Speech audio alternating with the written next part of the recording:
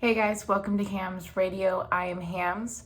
Thank you for tuning in. If this is your first time on my channel is all about finding a life after trauma. I will be showing the good, the bad, and the ugly when it comes to my own healing journey in hopes that it will help you in yours. If that sounds like something that would add some positivity to your life, I encourage you to hit the subscribe button down below, hit the bell so you don't miss out on when I'm putting out new content. Oh yeah, Hams Radio. I will always mention, actually I'll just put it down here this time. Hams Radio.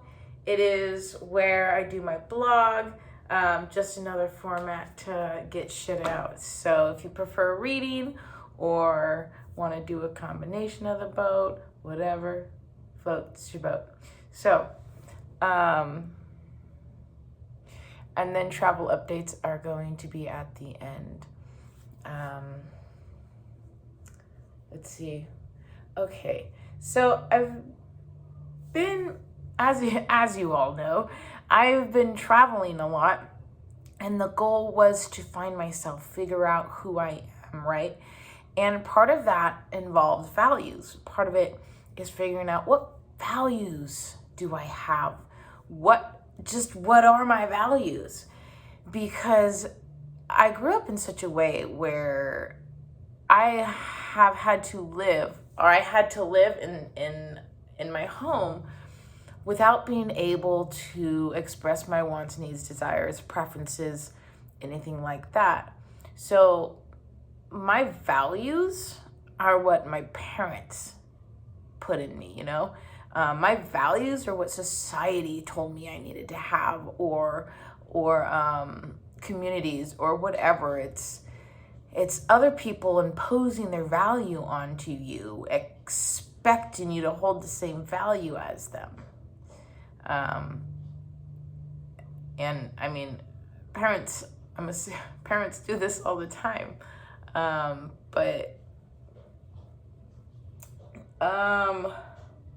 So I'm in the middle of figuring out what my values are. And it's kind of weird that I'm like picking what my values are. It's kind of, I don't know, it just feels strange. To me, values were just always just something you had and you didn't change them. So if you had shitty values, you just had shitty values. I never saw being able to change those as an option before. So being able to change my values into what actually aligns with who I actually am has been very, very interesting. But one value or one belief that I want to hold, or I don't know how to word that. One thing I have been doing is I've been trying to be able to love unconditionally, to be able to love other people. It doesn't matter who, just anybody, myself included, like just love people like unconditionally. And that has been a journey, but I will say I would say kind of successful, kind of. So this is kind of what I've learned about unconditional love, is being able to accept the person fully for who they are. Like, it doesn't matter what they do, and that is still a strange idea to me, that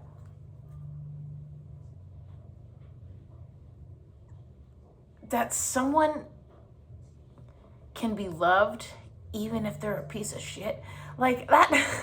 And I don't mean to laugh, but I could not get my head around this, because I grew up in such a way that in order to be loved, I had to be good. So, and I heard someone say this today, and I really liked it, when it talks about codependency, and it's constructing everything that we do or say in order to get the other person to think that I'm okay or think that I'm a good person. Like, it's very hard for me to admit when I'm the bad guy.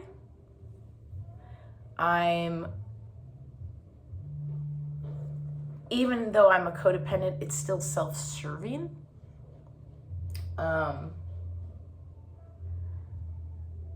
So I don't know where I was going with that, but okay, learning to love unconditionally. I wrote down some notes, so I'm kind of just looking at them. I'll bring them over here.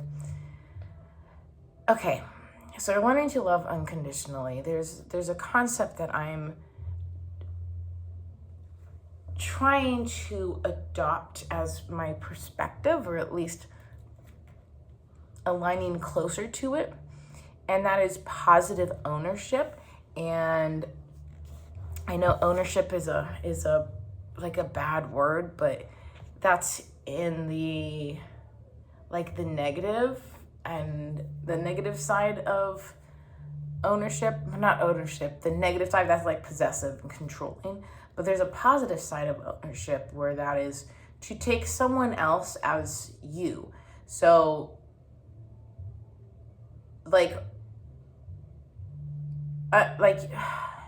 it's taking the other person's best interest as your own. So what that means is you cannot hurt this person without hurting yourself. Like, that's unconditional love. That's what love is. Love is unconditional. And that's kind of a value, a belief, that's how I'd rather look at the world, I guess. So that's kind of one thing that I'm trying to kind of emulate in my life.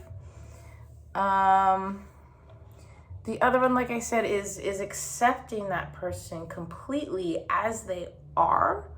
If I were to take a snapshot of who a person is in front of me, knowing that they will never change, that I can never change them because that's impossible,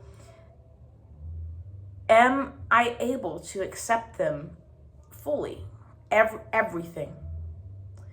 And I've been trying to put that into practice as well, and man, it is difficult sometimes. It is difficult. But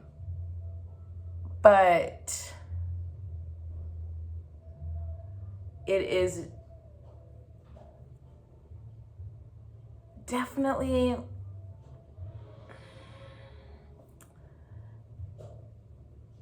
I don't know how to say this. There's opportunities for growth in those moments, opportunities for being able to reflect on who you are, because we all know we project. That is, we take aspects of ourselves that we have denied, we have suppressed, we have disowned, we have rejected. We take all of those parts of us that we're afraid to show the world, that we will not show the world. We take all those lovely bits and we project them onto other people. And then we judge them. Then we make fun of them. And that's how, we're discharging the shame that we're feeling. We're discharging the icky feelings that we have inside.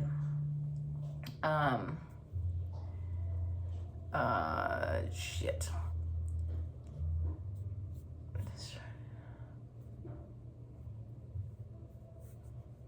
Anyways,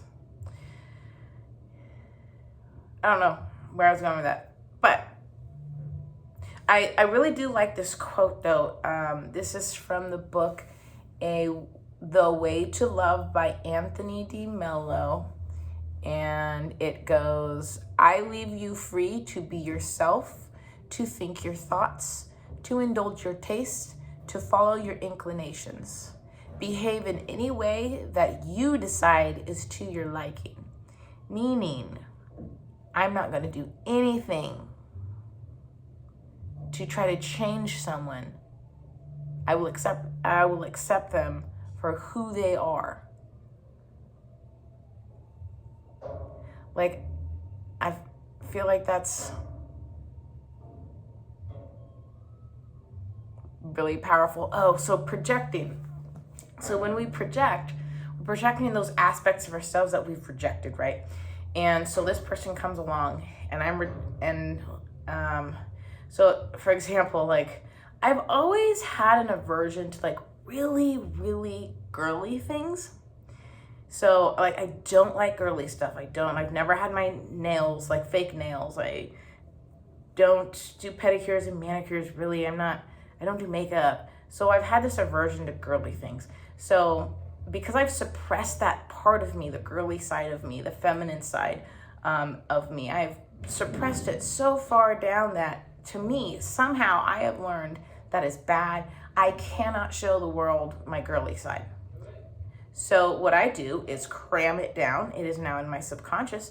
So my subconscious now is projecting it onto other people. So when I see like really girly girls, like I judge them. But it's not because they're girly. It's because I've rejected it in myself. And I'm seeing it in this other person, so I'm going to reject it again. So essentially, I've rejected it in myself. My brain is trying to show me the areas that I need to work on and I need to do some healing in. And I am taking it as the other person and not myself. I hope that made sense.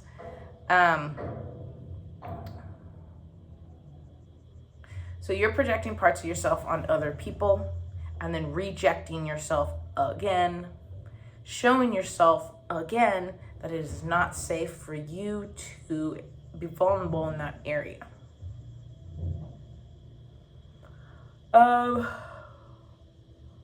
So,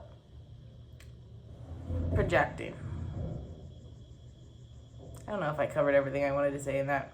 But so I kind of have been trying to emulate all accepting of people, and that's going well. But so I wanted to tell a story. Actually, I really don't want to, so I'm not going to. So something I've been kind of running around in my head lately is empathy equals self-love. And by that, I mean, if you can practice showing empathy to everyone around you, you're gonna it is self-love. And here's why: because of the projecting. If you're projecting a part of you on somebody else and you show empathy and you show compassion and understanding instead of judging that part of them, you're actually learning to show compassion and empathy towards that part of you that you're projecting onto this person. So empathy equals self-love. So practicing empathy will help you, because it is self-love. And if you think about oh my God. Anyways, there we go. That's all I have to say, I think. Travel plans. I am in Thailand. I've been in Thailand since last month. My 30-day visa ends this week, so I am flying out of here. I'm going to go to Bangladesh for a couple of weeks till the end of the month. So I'll be in Bangladesh the next, I don't know, it'll end up being about 2 weeks. So hang out in Bangladesh for 2 weeks. After that, I will be going back to Belize. I signed up for another week of scuba diving volunteer in Belize. So I'm gonna go back there after the first of the month. So there's that. Thank you for hanging in. Questions, anything like that, go ahead and put it in a comment, or you can email me at hamsradio@gmail.com. hamsradio@gmail.com. Thank you so much. Until next time, have a good week.